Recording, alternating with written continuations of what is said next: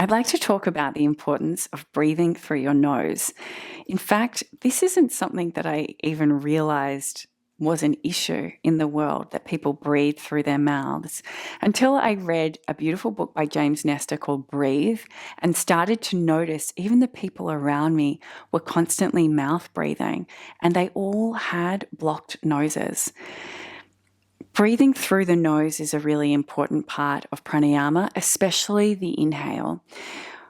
It has a massive impact on our health, and I'm going to talk through some of the things that scientific studies have shown can start to improve once you do breathe through your nose on an everyday basis. According to a range of scientific studies, breathing through our noses can reduce or reverse asthma, which has happened to students of mine, anxiety, ADHD, and psoriasis. It impacts our body weight, the size and function of our lungs. So breathing deeply through the nose can increase the size and capacity of our lungs. It helps to control our nervous system and our immune system. So it keeps you healthier and generally more relaxed.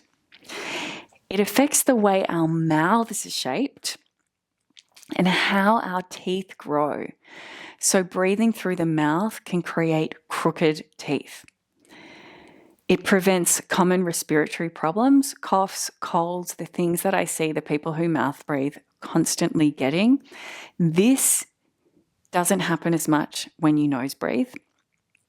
And it also affects your sleep. It can create snoring and sleep apnea. I also know all about this with people who I know who snore because they mouth breathe.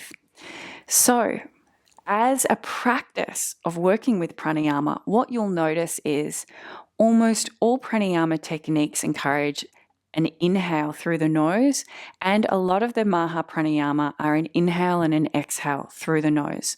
And when we start to do this in our daily pranayama practice, then we can become a little more conscious in the way we breathe throughout the day.